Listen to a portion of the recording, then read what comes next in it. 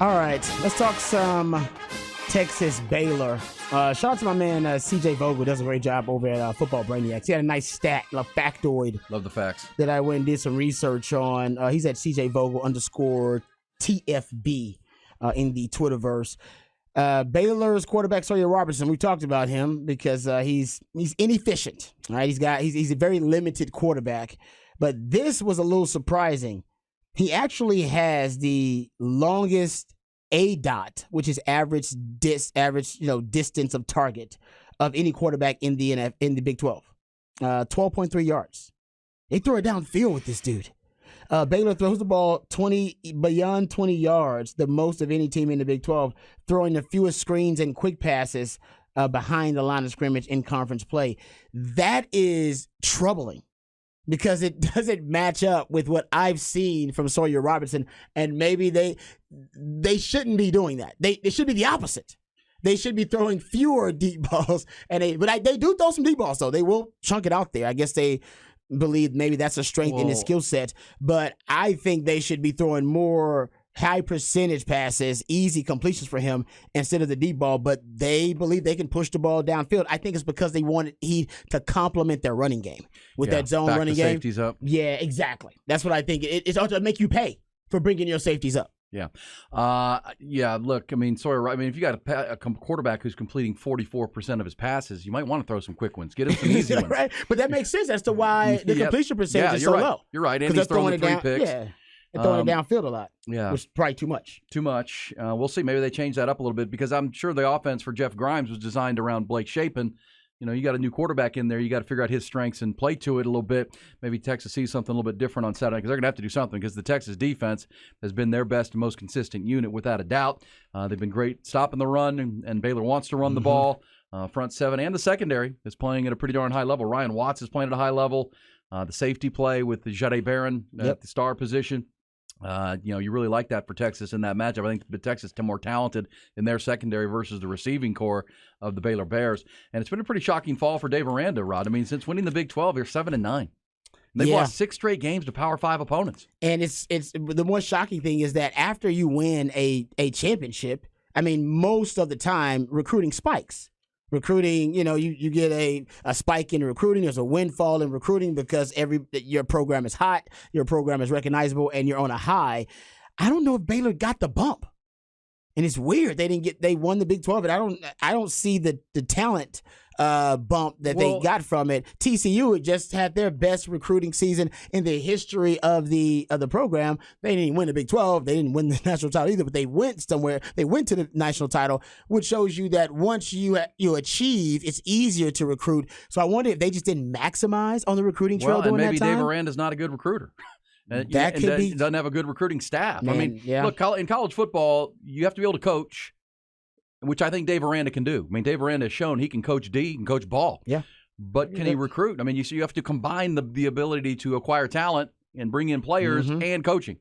And then when you're a defensive coordinator only, you're not in charge of recruiting, right? So that could be a limitation that Dave Aranda has. And, Ed Orgeron could recruit, but he couldn't coach, right? So, now he did win a national title, to give him credit, because the talent outweighed the coaching. Well, he had Dave Aranda on that staff. He had Joe Brady he had on a great that staff. And it's LSU. He had a great staff. And Ed Orgeron can bring in talent. Yes, he can. He just couldn't stop dating women, and bringing them to practice and all kinds of stuff.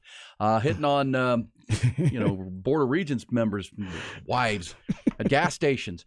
But that's what you're looking for. And that's why you kind of like the trajectory of Sark is, he gets an A+ in talent acquisition. His recruiting classes, the staff he's built to recruit, Jeff Banks spearheading that. And then, the portal and NIL at Texas helps a lot. But at the same time, he also is now showing, I think, that he's a pretty good coach, too. You can combine the two, then you can win at a high level in college football. You have to have both of them. Maybe Dave Aranda, not such a hot recruiter. That could be the case, too. And hasn't embraced the transfer portal.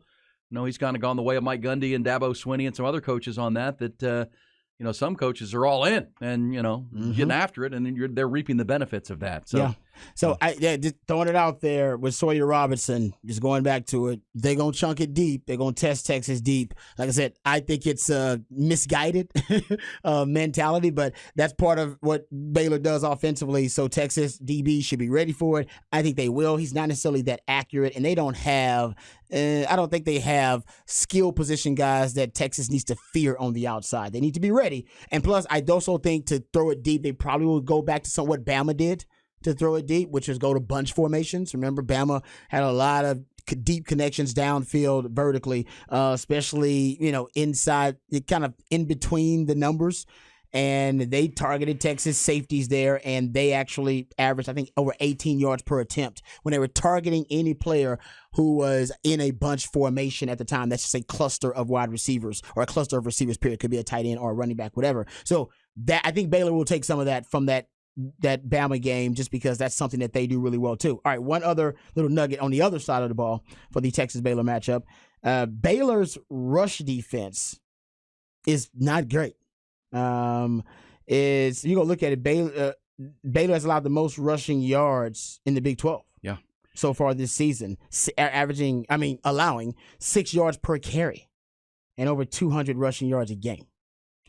Texas, remember my idea for Texas to juice the script, if you will, to start out a little bit faster, to start out more like they did in Sark's previous years, right? His first 20 plays, which is his script, to start out in 12 personnel, to start out in 1 back, 2 tight ends, just because if Baylor's so concerned about their rush defense and they want to fix it, then they will either put extra guys in the box to insulate, all right, and shore up the rush defense, or they are, they're not really concerned with their rush defense, and they're going to try to defend Texas weapons on the perimeter, which is their passing game weapons like X-Man, A.D. Mitchell, Jay Witt, J.T. Sanders. Either way, Texas wins if they come out in 12 personnel. If they try to defend your weapons and they want numbers in the passing game, you can just run it down their throat, because you'll have the mass advantage, you'll have the numbers advantage. If they try to insulate their rush defense and they want to throw more guys in the box because they know that's where they're weakest and they want to, guard against that, well, Texas also wins, because that means you're going to get one-on-one matchups on the outside with either A.D. Mitchell or J.T. Sanders. Probably not X-Man, because they're probably going to roll coverage his way. So either way, that's why I think you let them pick their poison, and then you can come out and make an easy adjustment. Yeah, and that's why I said yesterday, through 3 games, there's not really a stat that tells you Baylor can hang in this game. But, it's conference play. It'll be a sellout crowd. It's going to be raucous. It's that environment. It's the real season now. To whatever's happened so far, doesn't matter if you win this game if you're Baylor, but they haven't shown much on the field so far that indicates that they can.